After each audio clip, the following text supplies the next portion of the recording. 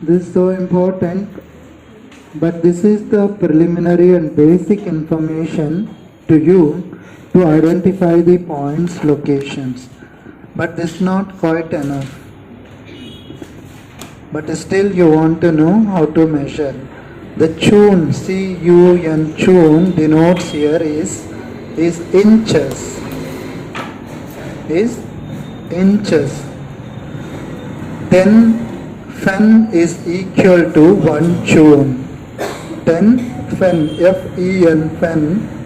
Sometimes we do perfectly identify the location, sometimes we does a mistake as well. So normally now you are looking to your own fingers. Now you just you just show your fingers and then see your thumb belongs to your body measurement. It's not for somebody else. Now you want to treat yourself. That means your thumb is equivalent to your body, 1 body inch. For example, this is 1 chun. That means the maximum interphalangeal joint of the thumb. For example, now you are locating this location is wrong. But you need to locate the maximum interphalangeal joint of the thumb. So this is 1 chun, but this is not 1 chun. But this is 1 chun. There is another measurement is the middle finger in between the two joints, interphalangeal joint, the in between the first and then second segments is called as a 1 chun. So this also 1 width, this also same width. So either measure this or measure this, both are same. But instead of measuring in the middle finger, better you can measure with the thumb itself. Thumb is very easy. Inside or Yeah, this is inside. So there is a creases. There are the 2 creases is equal to 1 chun, or the maximum interphalangeal joint of the thumb is 1 chun. Now there are the 2 fingers. Either these 2 fingers is 1.5 chun? Absolutely no. There are the 2 fingers. There is the first crease here. So there is the equivalent to this crease. Together is called as a 1.5 chun. But you should not measure from here to here. You should measure from here to here. There is a 1.5 chun. There is the 2 chun is 2.5 fingers. 2, 3 by 4 is equivalent to the 2 chuns. This is one method. Or you can measure from here to here. From here to here there is a 2 chun. But rather than this, better you can place 2 thumb together. So one thumb, the other thumb. For example, so there is the 2 chun above from the wrist crease. There is a Sanjo 5 H1. You can place it like this, or you can place it one thumb. Imagine where it is ending. Place it another thumb. Then there is a 2 chun. You understand? From here is in the wrist crease is 1 chun. The other one is another chun. 2 chun proximal to the wrist crease. Between the tendons there is a point. So either you use thumb or you use the fingers as well. So from where to be used, that's so important. Now we look into the 3 chuns, but 3 chuns together at the tip of the fingers you should not use. But you should use from the second interphalangeal joint of the index finger, then the first interphalangeal joint, crease. The distal phalangeal joint is there, no? So from here to here, there is a 3 chun. Here to here is 3 chun. You should not use the tip of the fingers, this is 3 chun. From where to where? The second interphalangeal joint of the index finger, and then at least first. This whole area is called as a 3 chun. Now we want to see 5 chun above from there is a point. So 5 chun proximal or distal. For example, 5 chun distal from the cubital crease. 3 chun plus 2 chun. This finger is 5 chun. This is 3 fingers. 2 3 by 4 finger is 2 chun. Or 2.5 finger is 2 chun. So when you place 3 fingers is 4 fingers are 3 chun. Then imagine, then place it 3 fingers. This finger point is 5 chun. 3 plus 2 5 chun. This way you can identify by locating the acupuncture point. From this you need to see there is a tape. Through tape we need to measure. How need to be done? There is a occipital region from the right and left mastoid process. From this mastoid to other mastoid is how many chun? 9 chun. Then on the posterior midline and then the spine of scapula belongs to 3 chun. Whereas in the anterior and lateral temples of the anterior hairline from here to here is 9 chun. Now for example there is a 9 chun from one mastoid to other mastoid, 9 chun, then you understand half is 4.5 chun. Then for example 2.25 chun means is the center. But now here you need not to measure 2 chun, 2.25 chun is not required. So measure the locations or areas. जब आपने यहाँ से यहाँ तक 9 चून है तो 2 चून lateral for example there is a point, तो यहाँ से यहाँ तक 9 चून, हाफ कितना है 4.5. नाउ इज 2 चून लैटरल, मगर इसमें 2.25 ये है 2.25, थोड़ा कम कर लो फिर 2 चून हो जाएगा. तो इस तरीके से हम मेजरमेंट करें तो लोकेशंस अप्रोप्रिएट हो सकते हैं. बट हियर एक्चुअली वेरी की इंपॉर्टेंट.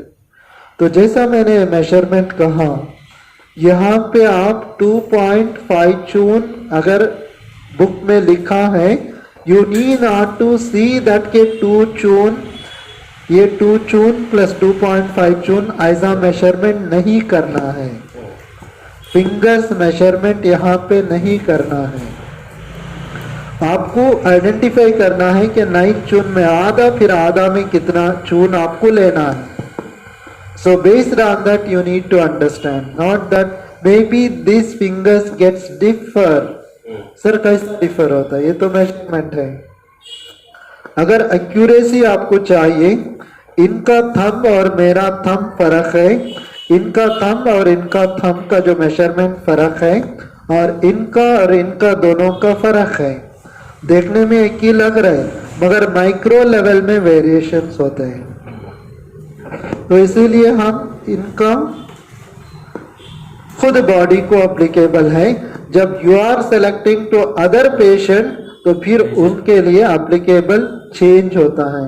तो इसीलिए हम लोग इस measurement which we called as a proportional measurement, तो ये बहुत ही important. This is the eye of the eyebrows, center place from here to here, anterior hairline 3 chun. Now we measure from here to here, but somewhere there is the hairs are there here, we need not to find out, that is anterior hairline. अभी मुझे 3 चून पे anterior hairline है, या फिर 2.5 चून पे hairline है, but measurement 3 चून. इसका मतलब है, please keep it in your mind forever, if we need the accuracy of the treatment अभी हम लोगों को करना है तो फिर लोकेशन भी एक्यूरेट होना चाहिए। तो उसके लिए so once we see this is the eyebrows, from the eyebrow 3 चोन, राइट, यहाँ पे 3 चोन। जब हेयर लाइन्स आके मुझे 2.5 चोन पे मिल रहा है, then divided the whole area is the 3 parts, not 3 चोन। आप डिवाइड करो यहां से यहां तक 1 पॉट, 3 पॉट में हाफ ये है 1.5, देन 2 ये है, 3 ये है। So we understand it that way. The other methods are anterior hairline to posterior hairline. कितने चोन हैं? So if we have the tape that's abundantly good sometimes, this is anterior hairline. तो अभी यहाँ पे anterior hairline है, so we need not to think about वो यहाँ पे ये 3 चोन है, absolutely no. जब किसी के hairs यहाँ पे है, that also we don't want. From here to here, ये 3 चोन है। किसी को baldness है, तो we measure, तो यहाँ से यहाँ तक 3 चोन। अभी यहाँ से posterior hairline, anterior hairline to posterior hairline कितने चोन? 12 सेगमेंट्स आपको डिवाइड करना है। चोन्स मेजरमेंट करो, वो भी ठीक है, मगर आपको डिवाइड करेंगे तो फिर आपको वेरिएशन होगा। फॉर एग्जांपल ये एरिया बहुत बड़ा है, अगर इसके फिंगर्स रखेंगे तो भी थोड़ा बढ़ जाएगा। तो प्रोपोर्शनल मेजरमेंट का मतलब है you can divide that particular part into the 12 segments। जब आप करेंगे तो फिर for example we know everybody there is a DU20 point, that is the pi which is existing on the 5 chone above from the anterior hairline। तो फिर आपने 5 चोन, तो यहाँ से आपने सेलेक्ट किया 3 और फिर यहाँ पे सेलेक्ट कर लिया ये 5 चोन। अभी हमारा जो हाफ है इसको हाफ, बट यहाँ पे हाफ आ रहा है, यहाँ पे हाफ आ रहा है, तो फिर 6 चोन का मतलब ये हो गया, लेकिन सेंटर तो ये आ रहा है, देन इट गेट डिफर्स। अगर ये चोन मेजरमेंट फिर क्यों बताते हैं वो, लेकिन वो प्रिलिमिनरी इंफॉर्मेशन मैं दे रहा हूँ, साथ में आपको proportional measurement is the important. जब उसको आप सीखेंगे रियली आप बहुत एक्यूरेसी में मरीज को ट्रीटमेंट कर सकते हो। Please be seated. तो ये जैसा स्काल्प एक्यूपंक्चर जब हम पढ़ाएंगे तब तो आप बहुत माइक्रो लेवल में ज़रूरत पड़ती है आपको। और दूसरा हमने देखेंगे कि आपको चेस्ट रीजन में so in between the 2 mammillary lines, यहाँ पे जो निपल्स होते हैं, in between this 2 there are totally 8 चोन्स। जब आपको 2 चोन लैटरल फ्रॉम द निप्पल और 2 चोन मीडियल टू द निप्पल एक पॉइंट लोकेशन है, तो उस पॉइंट को सेलेक्ट करना है।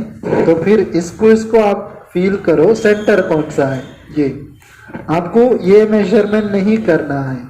अगर आपको लग रहा है कि कुछ टेप उठा लो, प्लेट टेप हो विथ नंबर्स का टेप हो, फिर आपको इसमें 4 सेगमेंट बना लो, फिर 2 सेगमेंट कहाँ आ रहा है, उस सेगमेंट पे उस पर्टिकुलर पॉइंट है। फॉर एग्जांपल 1 चोन मीडियल करके है, अगर 1 चोन भी कहा तो फिर आपको 2 करना है, उसमें 4 में 2 करो, 2 में से 1 करो। तो ये होता है प्रोपोर्शनल मेजरमेंट। और यहाँ पे जो स्टर्नम है जिफ स्टर्नम, फिर आपको अम्बिलिकस है नावल, तो यहाँ से यहाँ तक आपको टोटल चोन्स हैं 8।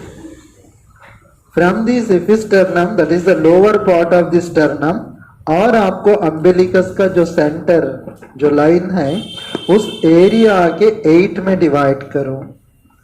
तो फिर आपको अगर फॉर एग्जांपल 4 चोन above from the navel there is a point that is Ren 12, जब रेंट 12 को आपको ट्रीट करना है तो फिर आपको 8 में डिवाइड करके आप उसमें आधा करो, फिर आपको पता चल जाएगा। तो फॉर्चून, तो जब आपने इस तरीके से किएंगे, दो एग्जाम्पल्स मैं देता हूं। जो उम्र वाले हैं, जो बहुत लेंथी हैं और मोटे हैं क्लब से, जब उनको आप मेजरमेंट करेंगे आपको नियरली 10 चून आएंगे, यहां से यहां तक 10 चून आएंगे। तो फिर आपने कितना पकड़ रहे हैं, तो 4 चून लैटरल आपने है, तो 4 चून लैटरल करेंगे तो आधा नहीं होगा, वो तो 5 चून है। नहीं, यहाँ पे मेस्ड अप हो रहा है और you are catching my points. तो फिर आपने, इसका मतलब है ये फिंगर्स यहाँ इस्तेमाल नहीं करना है। वो तो प्रिलिमिनरी इंफॉर्मेशन मैंने दिया हूँ, लेकिन वो भी आप रीच कर सकते हैं। मैंने कहता हूँ कि एक एक्यूपंक्चर पॉइंट 3 mm कवर होता है, कभी इधर लगा दिया कभी उधर लगा दिया, तो भी उस पॉइंट को खींच लेता है। तो फिर ठीक है, जब आपने एक्यूरेसी कर देंगे तो फिर मैंने जैसा कहा कि जैसा फिश नेट वाला जो फील करता है एनर्जी खींच लिया, तो इस तरीके से उस पर्टिकुलर एक्यूपंक्चर पॉइंट को खींच लेती है एनर्जी। नीडल जब इंसर्ट करते हो तो एनर्जी रीच होती है। So that's important, you understand? Yes,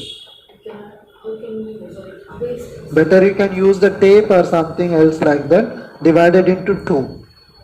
From here to here divided into 2, then you make it 2 means 4 chun only. If you measure fingers, maybe it may go 3 chun or it may go 5 chun also, depend on the short and then long. ये differ होता है। इसका मतलब है this is not a chun, this is part of divisions। Divide करके करो, ठीक है?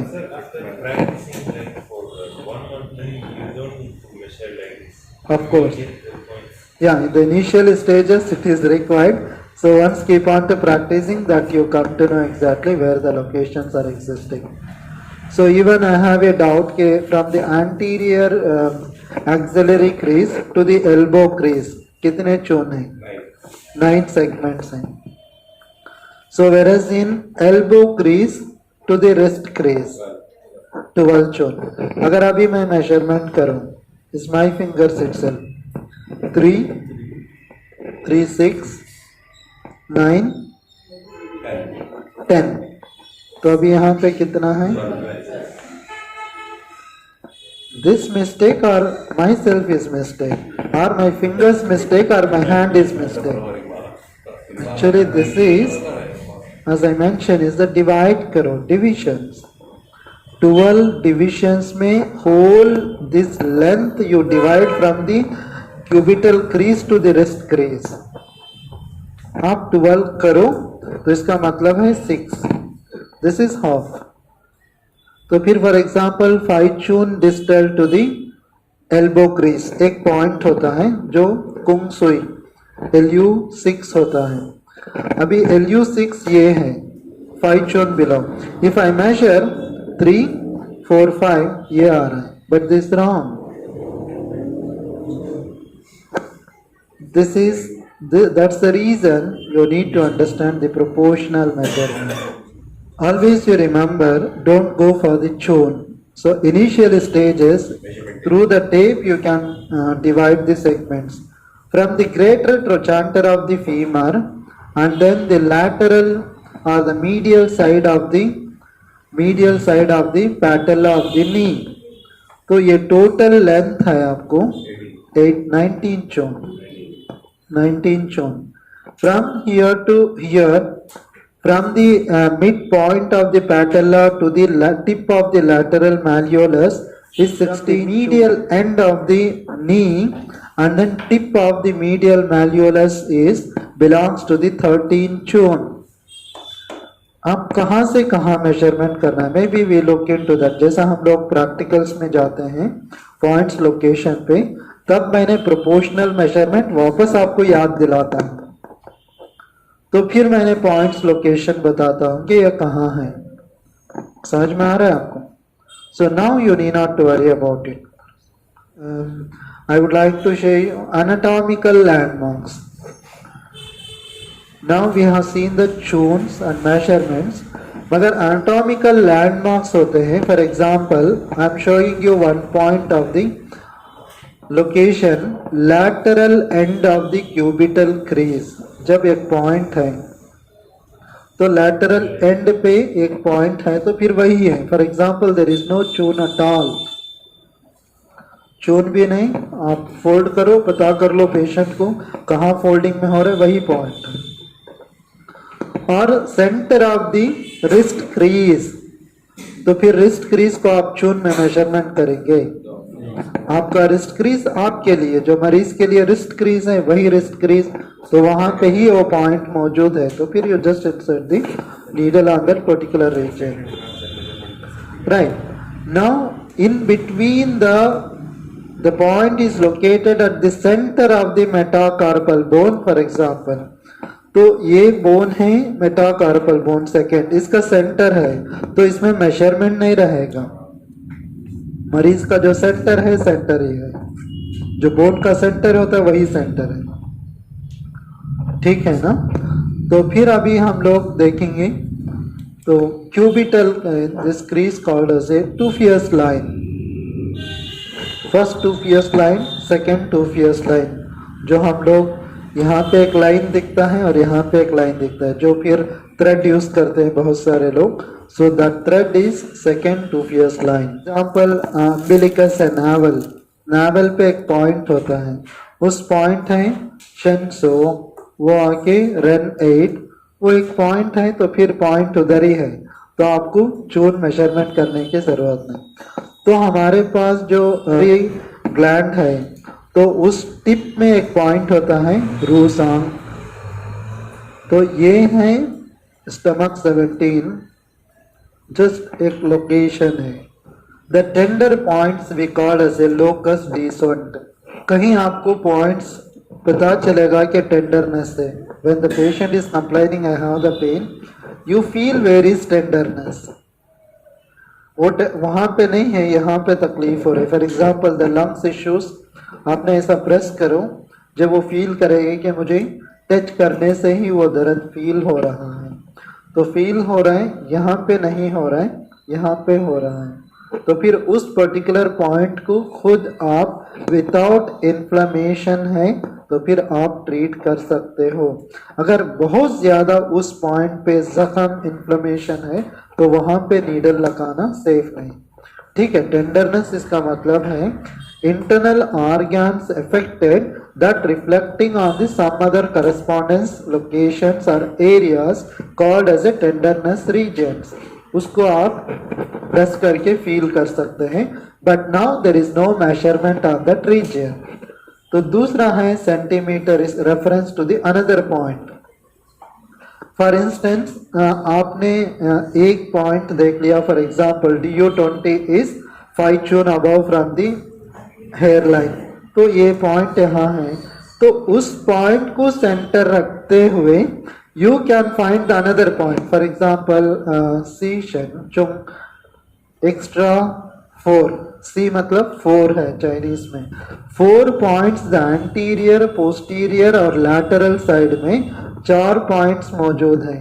मगर 4 पॉइंट्स का आप लोकेशन कैसा फाइंड आउट करेंगे? Based on one particular point पे. So that is reference to the another point हम कहा जा सकता है. और दूसरा है सेंटीमीटर स्केल. तो इस centimetre is not applicable to the whole body system. It is only applicable to the scalp system को ही सेंटीमीटर होता है, और चून्स होते हैं specially for the whole body system को. जब सेंटीमीटर हम लोग स्काल्प पे यूज करते हैं तो only for the scalp acupuncture therapy एक अलग है. Generally the body acupuncture points भी जो सर में है उसको हम चून से मेजरमेंट करते हैं. तो पॉइंट डिटेक्टर एक होता है, एक इलेक्ट्रोड होता है, एक एप्लीकेटर हाथ में पकड़ना है, तो फिर अगर हमने उसको एक इलेक्ट्रोड को मूव करेंगे तो फिर वो पॉपअप होगा कि हाँ मैं इसी पॉइंट हूँ. सो ये तो डिटेक्ट हुआ था मगर इतना एक्यूरेसी नहीं है. So because of non much accuracy, but we are not using the point detector. आपके लिए तो बहुत अच्छा होगा कि हाँ इसी पॉइंट है, तो फिर वो तो अगर सिग्नल देगा कि इस पॉइंट पे सेंसिटिवनेस ज़्यादा है, then you understand is this is the point, correct point. But सब पॉइंट्स पे क्योंकि वी हैव 361 पॉइंट्स, बट अगर आज के हिसाब से देखेंगे more than 2000 acupuncture points are existing in our body। तो फिर आपने कौन सा फाइंड करके वो पॉपअप हो रहा है, कंफ्यूजन हो जाएगा, वो खुद भी कंफ्यूज होगा और आपको खुद कंफ्यूज कर देगा वो, ताकि आपके मन में एक पॉइंट है लिवर 4, मगर वो बता रहा है कि वो माइक्रो सिस्टम में हो, या फिर वो दूसरा एंकल एक्यूपंक्चर का पॉइंट आपको बता देता है कि वो दूसरी फिजियोलॉजी हो। तो इसीलिए हम लोग पॉइंट डिटेक्टर इतना सजेस्टेबल नहीं है।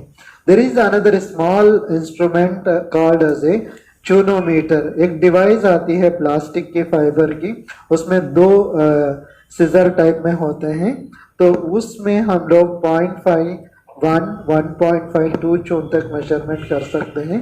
कभी मौका मिलता है तो मैं आपको दिखाता हूँ। और पोस्चर्स, कौन से पोस्चर्स होते हैं? Generally supine position, prone position, lateral position, lateral recumbent position, तो sitting position, elbow and knee position, इतने ही पोजीशंस, और लिथोटोमी पोजीशंस। तो इतने पोजीशंस पे ट्रीटमेंट होता है, कभी प्रैक्टिकली होता है तो मैं बताता हूँ आपको।